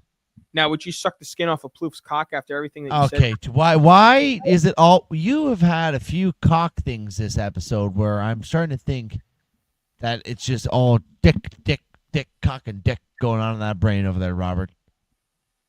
Well, I did call the clock cock earlier. That's what I was referring to. I don't know. Maybe I just need someone to suck on mine. I don't know. Okay, for fucking crying out loud. So, Zachary, could you guess without looking at the notes who had the highest point in a game by a freshman ACC history? There's not a goddamn chance in hell. Oliver Harlan. Yeah, Robbie. Why would I know the fucking Oliver Hanlon from Boston College was the fucking old record holder? Okay, but I think you can get these two, at least one of the two, okay? One of them has Toronto Raptors ties, and the other one is an NBA champion, I believe. Yes, he is an NBA champion. They both scored 40. They both come from University of North Carolina. You may ask hints. Oh, God. Is one of them DeMar DeRozan? No, because I don't think to North Carolina. They both went to North Carolina. One of them's an NBA champion. One of them's an NBA champion. You could ask the teams, and they're fairly recent. And the other one has Toronto Raptor ties. Robbie, I'm telling you, we're going to be here literally all night doing this. You're no fun. You're literally no fucking... I don't know anything about college basketball. It's like me asking you questions about cricket. These guys are in the NBA. One of them is irrelevant. The other one is pretty relevant. Not significantly, but he's relevant. I won't get him. Tyler Hansbrough and Harrison Barnes, you fucking loser. Exactly. They're literally... First of all, which one of those has Raptor ties? Tyler Hansbrough. He was a Toronto Raptor. Jesus Christ. Like, there's literally zero chance I would have ever even came close to that. That's disappointing. You're not a Raptors fan. Oh, yeah. Tyler Hansbrough, Raptors legend. You might be because your franchise stinks. Oh, we have more titles than your franchise. No, we're tied at 1. We have an ABA championship, you fucking loser. No. That doesn't fucking count. NBA. Our fucking best player in our franchise's history is better than yours. That's fantastic. I got one of these. Yeah, that's a ring. Vince Carter was a better net than a Raptor. Probably not. No, absolutely he was. Absolutely he was. Oh, doesn't matter. Still didn't win a title with either, but we got a title over you. Whatever, Robert. Whatever, you fucking loser. Since we're talking about basketball. Bring it in.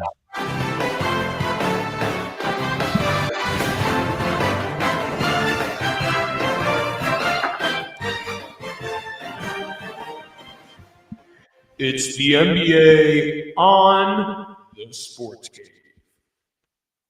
Oh, yes. Not that much to talk about here, Robbie, but let's just start us off. We've been talking about this Jimmy Butler saga for the last couple episodes here, Robbie, and we would be ridiculous not to bring it up again. Jimmy Butler and Pat Riley, Robbie, have a face-to-face meeting.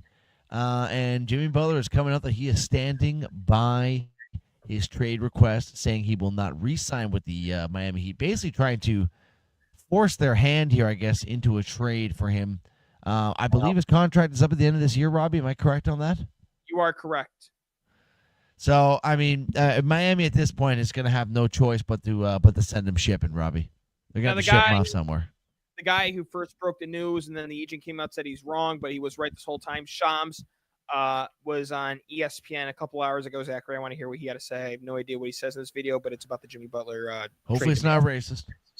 It's not going to be racist. It's ESPN, you fuck. our senior NBA, the aforementioned Shams Charania, joining us now for much more. Shams, what more can you tell us about exactly what transpired in that face-to-face meeting with Jimmy Buckets and Pat Riley?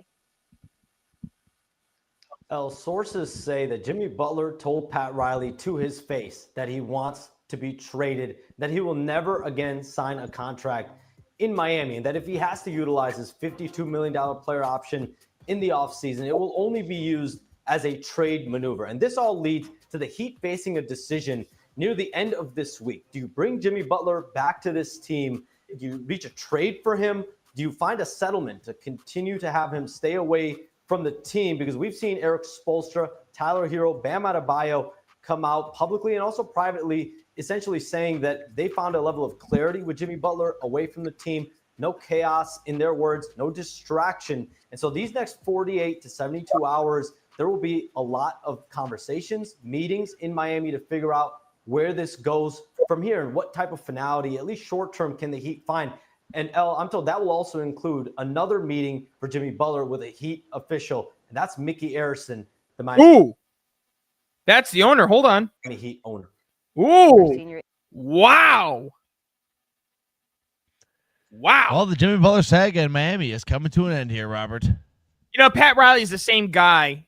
You know, they're trying to make Jimmy Butler the villain here, dude. And how could you make Jimmy Butler the villain here? That guy has fucking done things for the franchise that no one expected. No one would have said that they would have made the NBA Finals once, but guess what? They made it twice. Twice with Jimmy Butler. Twice. And for the teammates to, talk down on that, that's disappointing too, because Tyler Hero and Bam Adebayo are nothing without Jimmy Butler. Nothing. Yeah, absolutely, Zippo. I mean, Jimmy Butler, we've seen what this man does in the playoffs, and I think there needs to be a certain amount of respect to be thrown on this man's name.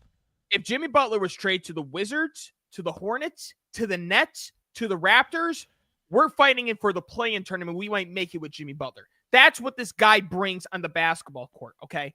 Number two, Pat Riley's the same guy that had zero issue, none whatsoever, get the fuck out of my organization, to the face of the Miami Heat, Dwayne Wade.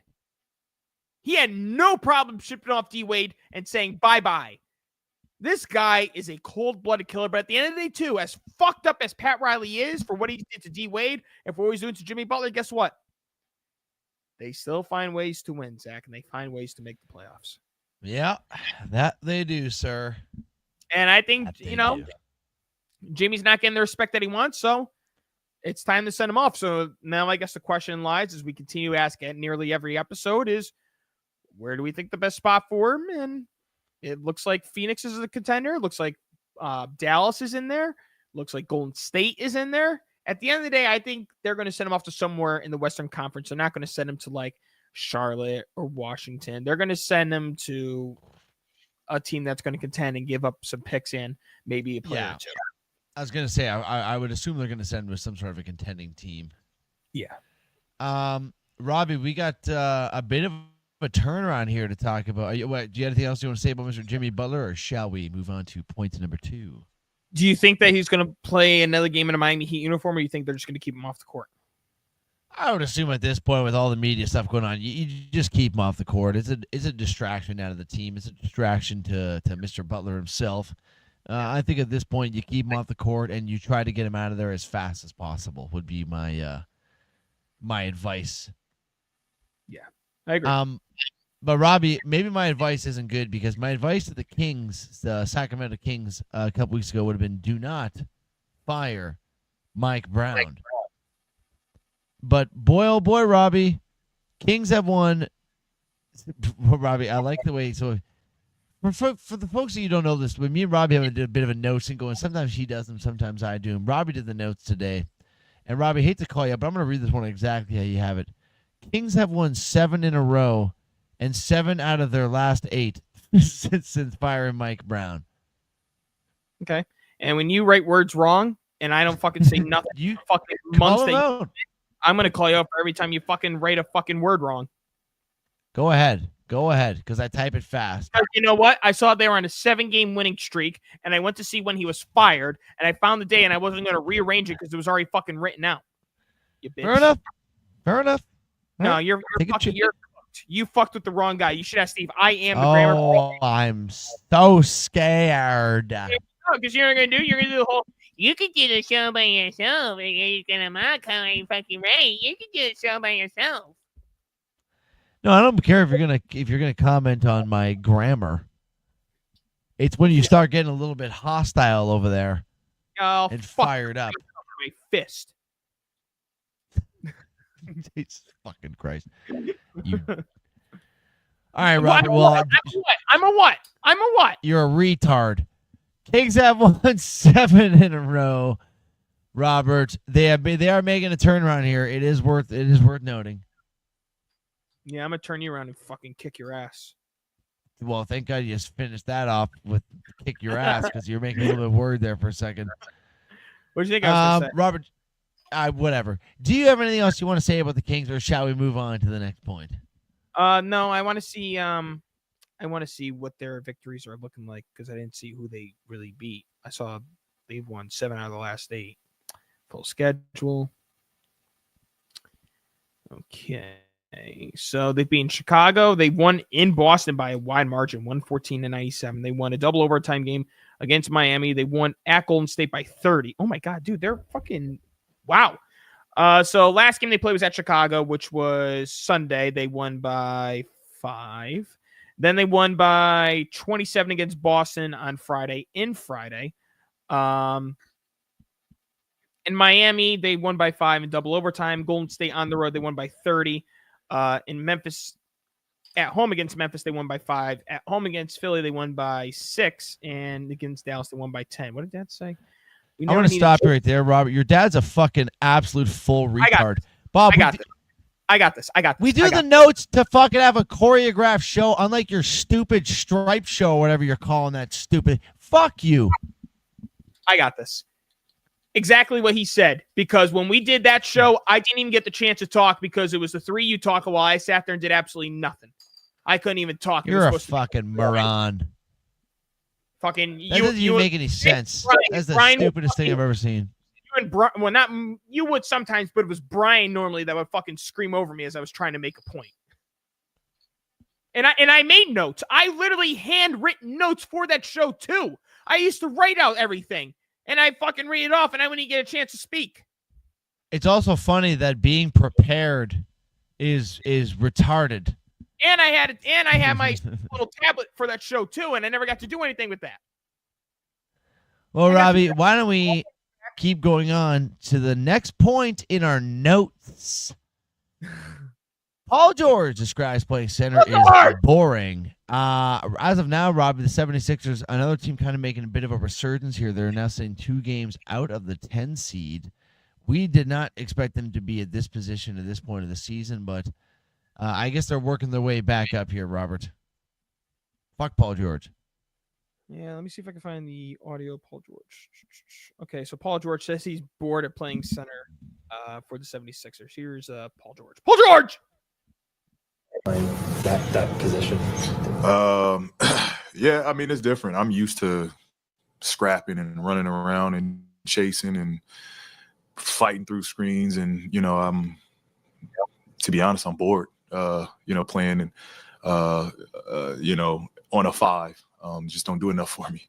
But, I think being mindful of, my ability to clog the middle and kind of help and cut off passing lanes and driving lanes and kind of battle with the bigs, is what Nick sees in that style. But again, I enjoy chasing the little guys and, matching up against, wing defender or wing offensive player. I don't see anything wrong with what he said. I think he's basically calling Nick Nurse for his terrible philosophies. Yeah, I mean, Paul George is not a center. Let's be honest with one another here, he's Robert. Not a fucking center. It's a fucking retarded decision. You said it. Absolutely, because it's stupid. I hate when teams do that. They used to do that with fucking Kevin Durant, play him at the 5. I fucking hated it. I don't understand why these fucking teams think it's such a good idea. The Sixers are 2 games out of the 10th seed to the Chicago Bulls right now. And with the amount of games that Embiid continues to miss, with Paul George not being effective for the money that he's getting paid, I mean, this team is on the brink of missing the play-in. Not the playoffs, the play-in. The teams that are above them, Chicago, Atlanta, Detroit, and Miami. 3 out of the 4 teams I think have a very good chance of staying, and it's not Chicago. Atlanta because they have Trae Young. Detroit is fucking amazing this year with JB Bickerstaff, and Miami is going to continue to thrive. Continue to thrive.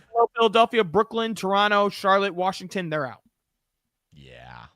We're losers of 5 in a row, baby. Tank for Cooper Flag. We're still worse than you are. We suck worse than you do. Well, you're only behind by 4.5 games. That we're 4.5 games shittier than you, bitch. Yeah, well, we're gonna trade D'Angelo Russell and Cam Johnson for picks and like fucking Celine Dion's brother. Yeah, well, guess what? We don't have anybody good enough to trade for picks because we fucking suck. Yeah, so we're building our think about that at the same time, bitch. Oh, maybe we'll be able to win a championship one of these years. Robbie, last bit of NBA news. The 76ers, as well as the Philadelphia Flyers, are moving locations in Philadelphia still. 2031, though, they will have a new home, which is a bit surprising because they just did a $440 million renovation at the Flyers home arena this offseason, Robert. So, last offseason, I guess you could say. For the Flyers and the Sixers because they both have the same arena. Yeah. Well, also, a bit of a stupid purchase on their part if they're planning on moving locations in fucking 8 years or 6 years, whatever it is. Robbie, I also should point out, I saw the NHL. I think we can just wait for NHL for Thursday and just make it a little bit to more of an elongated NHL news section. I think we can polish off it as less a little bit of MLB news and then send these folks packing.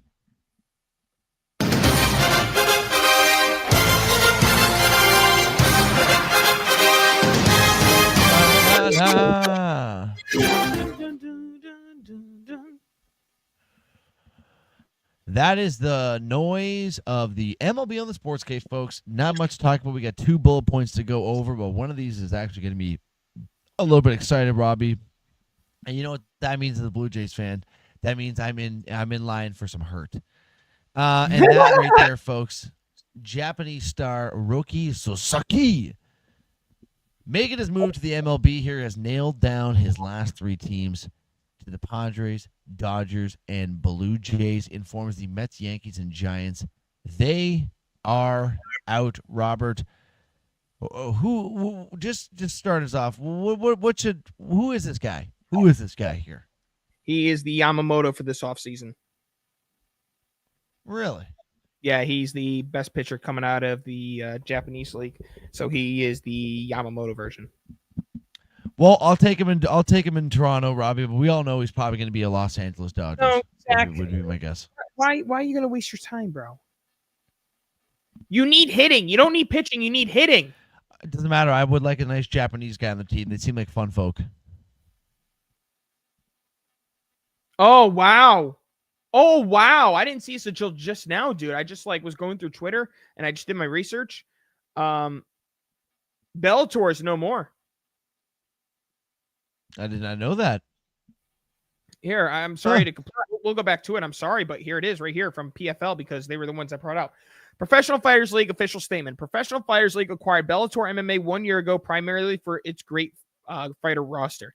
The PFL brand has become synonymous with the, quote, win in advance format and product innovation. PFL has established itself as premium brand doing things different to help grow our sport of MMA. Going forward, all fight events and content will be PFL branded. The Bellator brand carries a rich history that will continue to be respected and appreciated through select feature title bouts. Fans will continue to enjoy immense Bellator fight library and historic fight content throughout our social, digital, and partner channels. All of our fighters are now integrated and connected in one powerful PFL brand worldwide. So Bellator from 2008 to 2025. Rest in peace. Yep. I mean, I guess Bellator is done, but the fighters will still be there. This will be fighting under a new name. Well, Robbie, back to Roki Sasaki. Yeah, so Sasaki, I don't know the familiarity necessarily of what his track record looks like over there in Japan. I wasn't really paying attention to it too much because I knew the Yankees didn't stand a chance, even though I know they were having conversations with Sasaki. But it's going to probably be the Dodgers, dude. No, I'm aware. You know, the Dodgers have turned. I'm getting excited. I know we're gonna give the Booms. We're gonna give the Blue Jays and Padres. Oh, we're so sorry to hear about your brother that passed away. He gets 5 big booms. Boom! Boom! Boom! Boom! Boom! Wait, what the fuck is wrong with you? Okay, that's what I need to know. We're gonna give you 5 big booms. 5 big booms, Robbie. We got 5 big booms for the Boston Red Sox as well too, because they couldn't come to an agreement with star Jared Duran, and the difference is $500,000, Robbie. So is this a bad look for the Red Sox, a bad look for Duran, or is this a bad look for kind of both sides here? What do you think? I'll ask you first, as the non-baseball guy. I'm gonna put it more so towards the Red Sox as a rich franchise. $500,000 in baseball to me seems like it's like a $5. You're sending a kid with $5 to a grocery store. You know what I mean? Like you go buy yourself a little bit of candy, have some fun. That's what it would cost for these motherfuckers. Mm-hmm. If it's $500,000, I'm bringing back a guy Duran's caliber. You're an idiot for not doing it, and I hope it comes back to bite them in the ass, Robbie. Yeah, I agree. I mean, I think that it's 100% of the Red Sox more is Jared Duran. I mean, he was your fucking franchise player last year, right there with Devers. I mean, he had the one bad thing where he called the fan a faggot, which, I mean, the fan kind of deserved it. He was acting like a fucking piece of shit. Fan was being a faggot. Okay, never mind. Oh, wait. Oh, well, I guess we got news on Pete Alonso. He didn't sign with anybody. Yeah, the Red Sox, it's $500,000 fucking dollars, dude. It's unbelievable that they're so cheap when the fan base is selling that fucking stadium out 81 games a year. They could be good, they could be bad. The Boston fans show up, and for what? I mean, at some point, they better be careful because they can get the Oakland treatment, and they never will leave Boston because it is a high market. But the fans at one point will backlash, and I'll tell you what, if Jared Carrabis, who is the leader of the Red Sox fan base, to be completely honest here, leader, if he says, like Pat McAfee's doing with Indianapolis right now with the Colts, if he pulls a Pat McAfee, and he says, stop going to these games until they start appreciating what we want, they're going to have a hard time with attendance. Carrabis has the same power as Pat McAfee.